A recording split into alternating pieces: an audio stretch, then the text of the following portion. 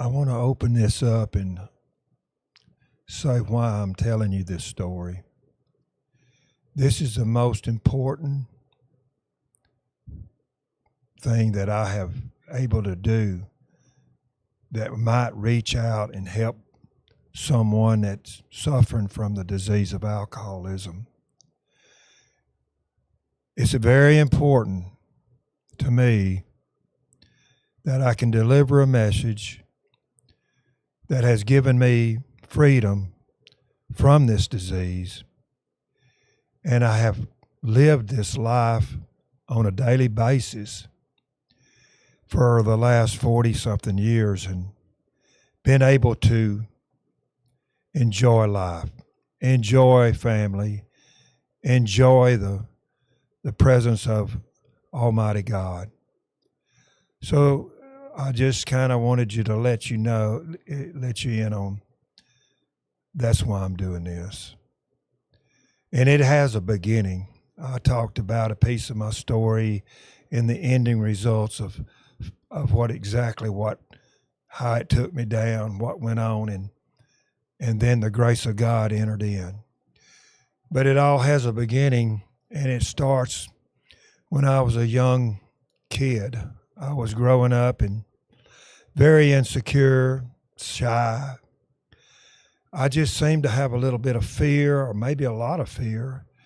And this is a throwback of I've been sober so many years, and I was able to search back into my life and then get the points of contact where what was going on before I drank, and then I took a drink, and then it took me. So let's go to the beginning. This is, I'm going to start out and I'm going to just say that I had a little different upbringing, but I had one important person in my life. He was about 5 or 6 years older than me, but he always seemed to take time, and we were big into athletics and a little bit of soft, baseball, football, all that. But he would really take a lot of time and help me, and it made me feel like I was somebody. He made me feel like I was whole. I was missing something. I can't, even today I have times that I think about this, but I want to just have that little piece in because, that meant a lot to me growing up. Well, I'm going to fast forward to my junior high days because I didn't drink or do anything like that until about my 8th grade. Now, I can tell you a story when I was I think it was the 7th grade. We used to have these little parties at the community houses. And the reason I'm telling you this is I'm going to share with you the fear that I had. And back then, at these parties, all the girls would be on one side of the room and all the boys would be on the other side of the room. Now, I know this is very minor, but it meant a whole lot to me, or I wouldn't be telling it. But anyway, and what you had to do is you had to walk across the room to ask these little girls to dance, and I could really dance. I enjoyed dancing. But the thing about it is I had to walk across there and ask whatever little girl that I thought might dance with me, I had to ask her to dance, and I couldn't do it because my mind was saying, well, what if she says no and I have to walk back across the room and everybody's got their eyes on me? I thought, that's crazy. You think everybody's looking at you, but that's what I was feeling. And I just couldn't make myself, that was fear. Fear took these simple things away from me. And I couldn't understand it, I couldn't understand it. Little story, but it meant a lot. Okay. It meant a lot. I don't know if y'all had ever gone through that, but I did. And there was a lot of everything, when it came down to something like that, I had too much fear. So I would say, well, I'd make up some excuse. I don't like to dance. I don't want to do this. So what it did, it just took away me able to do things like that. So going to my next year, 8th grade, that means that this hero of mine was already graduating and in position that he was at. He's he's getting married.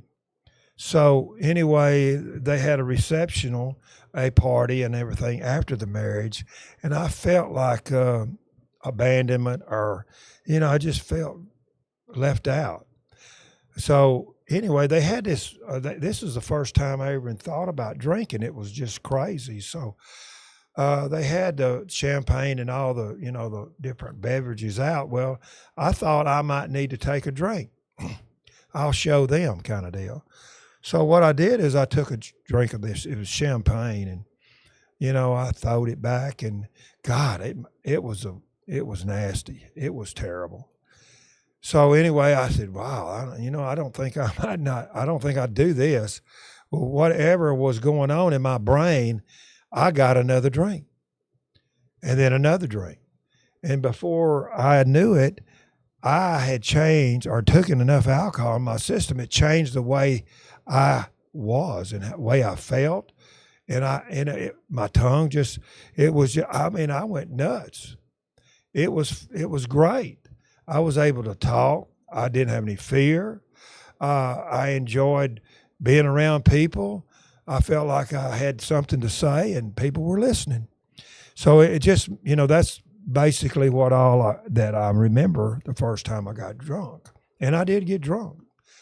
And so, but the next morning, fast forward, I woke up and I thought, my God, what happened? I'm fixing to die here. I didn't know if I was going to overcome this first I didn't know it was a hangover, but first time I ever drank, overcome this. And, obviously I did. And about noon, the I don't know if it was the greatest or the worst feeling that had come over me is, man, I was the life of the party. I was somebody. I wasn't scared of nothing. I fear nobody.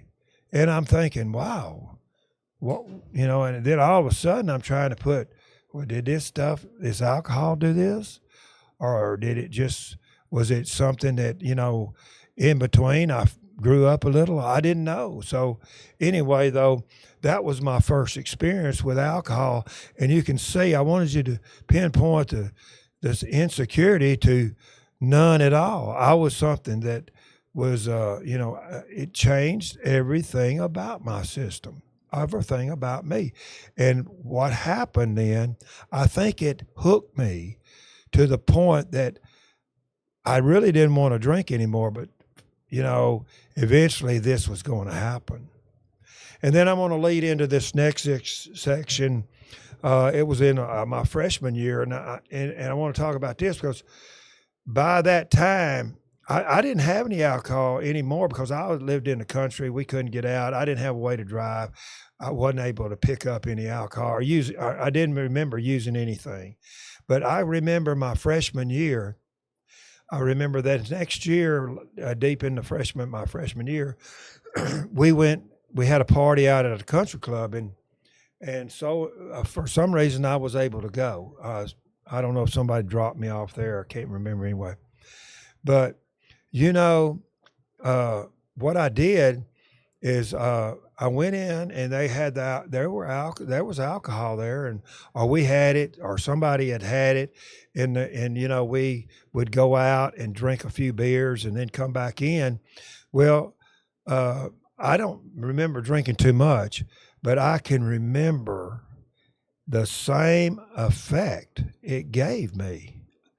And I went, whoa, so, I threw back another one just to make it feel good or feel better. It seemed like you want to get that more and more out of it. But I can remember it was the same scenario, same thing. We were having a dance and everybody was dancing, everything out there. And I'm sitting over there on one side. But all of a sudden, man, I didn't have any fear. I didn't have any insecurities. I just skated over there to the other side, and I was real, I was real, aggressive. I said, "Hey, I know you want to dance with me. Let's go." So anyway, it was a so that's what this disease also. When you add fire to that disease with alcohol, it became a new person in me, and I liked it. I really did. I liked it. Well, obviously it just caught attention to whoever I was asking, and then it was it was a plus deal. She jumped up, we danced, and it was like I was on fire the rest of the night. But again, there was a hangover the next morning, and all this went away and everything. But man, I can actually say I really believe this with all my heart. I was latched into alcohol, and at that particular time, and I was searching now for the next drink. It wasn't that I didn't think I had any problems with it, because it was my answer to all of my problems. My solution was in that bottle, was in that can, and I was ready to do it again and again and again. So anyway, I just want to let you in on all that, and if you're going through some of those things that you can remember. Now, look, I was sobered up. I sobered up, and after I sobered up, this is one of the things that brought me to the attention about the disease of alcoholism, because when you're drinking, you don't really even think about what's going on in the past or whatever's going on in your life at the time. You're just drinking to get, be drunk or be able to live, just trying to live. So I wanted to let this in on people that they're going through some of these problems, or they remember some of this stuff and they can identify with it. I want you to understand that the only reason that I am doing this is I'm reaching out. I'm reaching out to the person that needs maybe something like this to be, everybody looks at their phones, and this might pop up, and you can push that button and hear this crazy guy talking about this disease of alcoholism. It might give you an attention and give you something to think about. But anyway, I've been talking, I get into it a little bit deeper, and I'm going into my whole episodes of different lives, into high school and college, even before I sobered up. So I'll get back with you. This is The Unknown Prisoner, and I believe you're figuring out what I'm talking about. Unknown. I didn't know who I was, and I dadgum sure was a prisoner to alcohol. I will get back to you. But being a prisoner to alcohol at this time, I thought it was my solution. I thank you, and I'll be back.